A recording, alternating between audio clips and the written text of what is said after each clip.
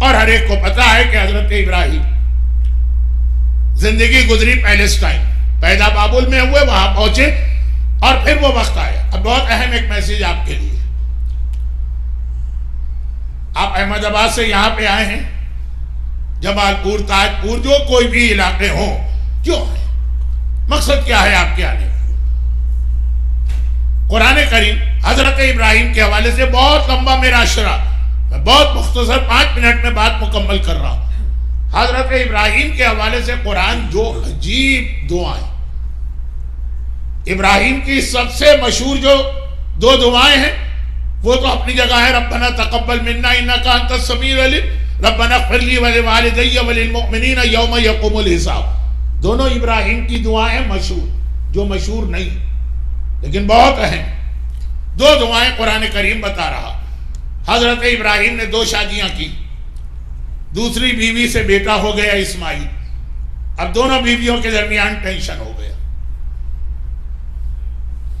وہ ایک بڑا مسئلہ ہے جو آپ حضرات تو نہیں سمجھیں گے، کیونکہ آپ میں سے کسی کی 2 شادیاں اس لیے نہیں ہوں گی کہ against law of the land, ورنہ دل تو پتہ نہیں آپ کا کتنی شادیوں کا چاہ رہا ہوگا. خیر، ایک عجیب ٹینشن پیدا ہوا اور پھر ابراہیم کو اپنی ایک بیوی کو لے کر مکے کی جانب آنا پڑا. مشہور واقعات ہیں، لیکن ان مشہور واقعات کے 2 میسج لوگ بھول جاتے ہیں.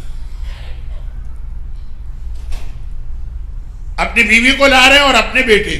اس وقت تک ایک ہی بیٹا تھا، اکلوتا بیٹا کسی باپ کا، وہ بھی بڑھاپے میں. لیکن حالات ایسے ہو گئے گھر میں، وہاں سے لے کے آئے اور جب مکے کی سرزمین میں لائے تو مکے میں کچھ نہیں تھا، کچھ بھی نہیں تھا، کعبہ بھی نہیں تھا. خود حضرت ابراہیم کا جملہ قرآن نے آیت بنا دی، رب انی اسکنت من ذریتی بواد غیر ذی زرع. اے خدا، میں اپنی ذریت کو، اپنی اولاد کو وہاں لا رہا ہوں جہاں گھاس کا ایک پتا بھی نہیں. لیکن گھاس کا پتا نہ ہو. یہ زمین بہت اہم ہے کیونکہ اندہ بیتک المحرم، یہاں پہ تیرا قابل احترام گھر. کعبے کا وجود نہیں تھا اس وقت، دیواریں ٹوٹ چکی تھی طوفان نوح میں، لیکن کعبہ تو بہرحال دنیا میں سب سے پہلی جگہ. بتا دیا کہ قابل احترام جگہ پہ منتقل ہوتے ہیں، لیکن مقصد، پرپس، لوگ کہتے ہیں جی وہ اولاد کی ترقی کے لیے یہاں پہ لائے، یا ایجوکیشن کے لیے یہاں پہ آئے، یا بزنس بڑے اچھے ہیں اس لیے آئے، یا انفراسٹرکچر بہت اچھا ہے اس لیے آئے، یا پیس آف مائنڈ ہے اور لا اینڈ آرڈر بہت اچھا ہے اس لیے آئے. یہی ریزن لوگ بتاتے ہیں مائیگریشن کا. جہاں سے آدمی آتا ہے اگر کبھی وہاں کے حالات بہت اچھے ہو جائے تو ریورس مائیگریشن ہوتا. حضرت ابراہیم کہتے ہیں ساری باتیں چھوڑو، کرائیٹیریا ایک، رب انی اسکنت من ذریتی بواد غیر ذی زرع عند بیتک المحرم ربنا لیقیموا الصلاۃ. میں تو اپنی اولاد کو اس لیے یہاں پہ لایا ہوں کہ انہیں نمازی بنانا. سب سے بڑی ذمہ داری ایک باپ اور ماں کی یہ ہے کہ اپنی اولاد کو نمازی بنائے. حضرت ابراہیم نے ہجرت کی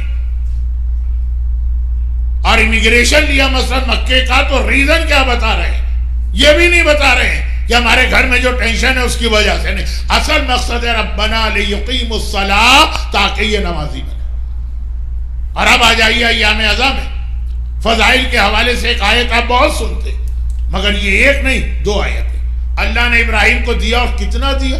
بہت دیا. مسلسل اللہ ابراہیم کو دیتا رہا. چونکہ یہ جملہ آپ کا بہت سنا ہوا ہے تو میں اس کی تفصیل میں نہیں جا رہا.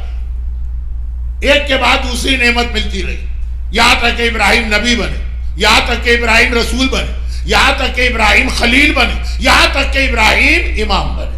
قال انی جاعلک للناس اماما.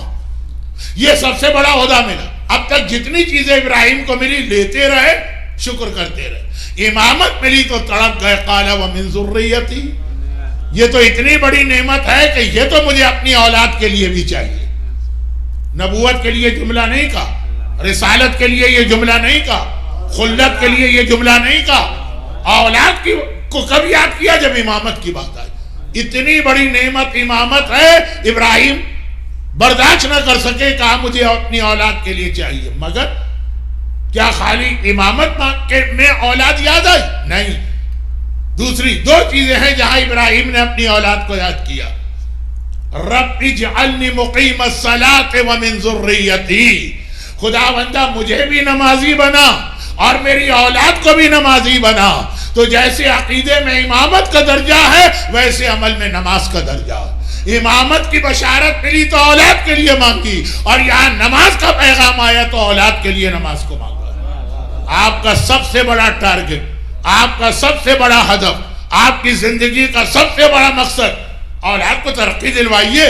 سرجن بنے، ڈاکٹر بنے، اکاؤنٹنٹ بنے، ایک کی نہیں 50 ڈیری کوئن ان کی ہو جائے، لیکن اصل مقصد ہے نمازی بنے. یہ حضرت ابراہیم کے دونوں جملے قرآن کریم میں ایک ہی پیج پر موجود ہیں، سورہ ابراہیم آیت 35 سے 45 کے بیچ میں ایک ہی پیج پر. رب اجعلنی مقیم الصلاۃ ومن ذریتی، جہاں نماز کی بات آئی مجھے بھی نمازی بنا اور میری اولاد کو بھی نمازی بنا.